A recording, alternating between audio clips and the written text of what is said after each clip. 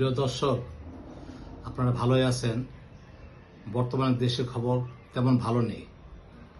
একদিকে দ্রব্যমূল্য ঊর্ধ্বগতি দিন দিন বাড়ছে, তেলের সংকট, তেলের ঊর্ধ্বগতি, প্রায় 52,300 কোটি টাকা বিদ্যুতের বকেয়া। আমরা সবাই এত টাকা দেই, ট্যাক্স দেই, ভ্যাট দেই, বিদ্যুতের মূল্য বাড়ানো হলো, তারপরও 52,300 কোটি টাকা বিদ্যুতের বকেয়া। বিভিন্ন গভর্নমেন্ট পায়, বিভিন্ন প্রাইভেট কোম্পানি পায়। এখন দেশের যে অবস্থা, লোডশেডিংয়ে মানুষ নাগাল হয়ে গেছে। বিশ্বের যে খবর যেগুলো আছে, ট্রাম্প কিছুই মানতেছে না। সে ইরানকে বলতেছে যে তুমি চুক্তি করো, না হলে তোমার দেশ ধ্বংস করে দেব। তো অতএব যার জন্মের কোনো ঠিক নাই, তার কথাও ঠিক নাই।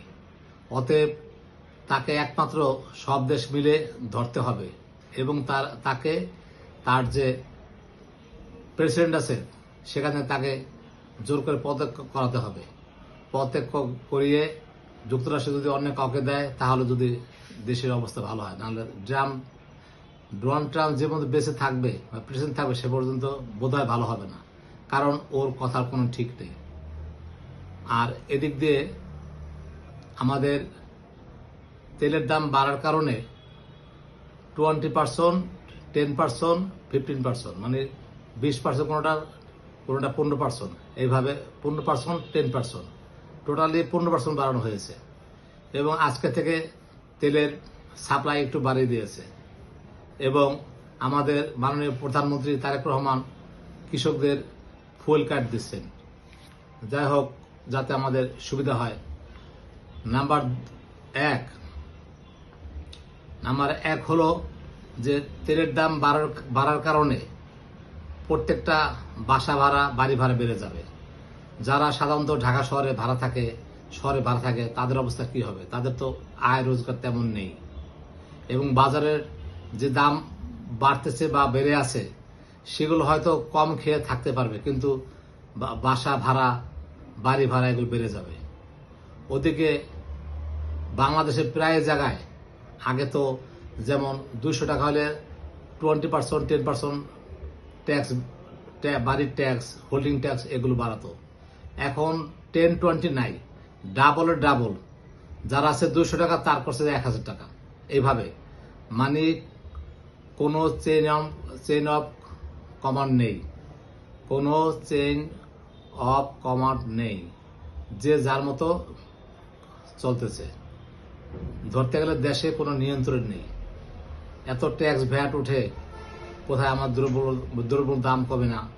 তারপরে আমাদের রাস্তাঘাট ঠিক নেই, পানি নিষ্কাশন ব্যবস্থা নেই। ওদিকে তেলের দাম বাড়ার কারণে লঞ্চ মালিক অ্যাসোসিয়েশন জানিয়েছে যে তাদের 44% ভাড়া বাড়িয়ে দেওয়া লাগবে। এবং বাস মালিক সমিতি বলেছে তাদের 64% ভাড়া বাড়িয়ে দেওয়া লাগবে। আরেক দিক দিয়ে খুব খুশি হয়েছে যারা পাম্পের মালিক, তারা প্রধানমন্ত্রীকে ধন্যবাদ জানিয়েছেন তেলের দাম বাড়ার কারণে। এখানে সুবিধা কি হবে? যারা আগে থেকে তেল মজুদ রাখছে, অবৈধ ব্যবসায়ী যারা আছেন, যারা তেল মজুদ করে রাখছেন, তাদের হাজার কোটি টাকা তারা মালিক হবে। অন্যদিক দিয়ে কৃষির যে জায়গা, যে আমাদের কৃষি ফসল আছে, যে সেচ ব্যবস্থা আছে, এই ধরনের স্থানে আমাদের প্রভূত ক্ষতি সাধিত হবে।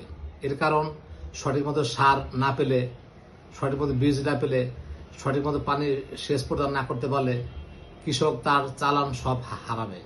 এমনিতে কৃষক বিভিন্ন ভাবে আগে থেকে মার খেয়ে আসছে, তাদের ব্যবসা নাই, বাণিজ্য নাই, শুধু একবার আলুতে লাভ করেছে, এরপর থেকে লস আর লস। তাই আমরা প্রধানমন্ত্রী তারেক রহমানের কাছে আশা করব দেশের যাতে সুস্থভাবে সবকিছু বিতরণ হয়, ট্যাক্স ভ্যাট যেগুলো আছে লক্ষ্য রাখা। তারপরে আমরা রেগুলার বিদ্যুৎ বিল দেই, তারপর বিদ্যুতের অনেক বকেয়া। এভাবে চললে দেশ অনতিবিলম্বে ধ্বংস হয়ে যাবে। অতএব বিশ্বযুদ্ধের কথা চিন্তা না করে আমরা আমাদের দেশ কিভাবে ভালো রাখবো সে চিন্তা করব। ভারত, নেপাল, ভারত, নেপাল, সিঙ্গাপুর, অন্যান্য দেশে তেলের দাম বেড়েছে, কিন্তু তাদের তেলের জন্য হাহাকার তারা করছে না। তারা ঠিকমতো তেল পাচ্ছে। দাম বাড়ুক, যাতে সবার নষ্ট না হয়। মানুষ এই কাঠফাটা রোদের মধ্যে কত কষ্ট করে তারা লাইনে দাঁড়িয়ে থাকে, তাদের সারাদিনের মজুরি, তারা কাজ করতে পারছে না। অনেক তারা হাহাকার, অনেক চিৎকার, অনেক কান্নাকাটি করছে। আমি আশা করব আমাদের মাননীয় প্রধানমন্ত্রী জনাব তারেক রহমান সাহেব যাতে জনগণের প্রতি একটু তাকায়। আমি সৈয়দ মাহবুব রহমান, মুন্সিগঞ্জ থেকে। আল্লাহ হাফেজ।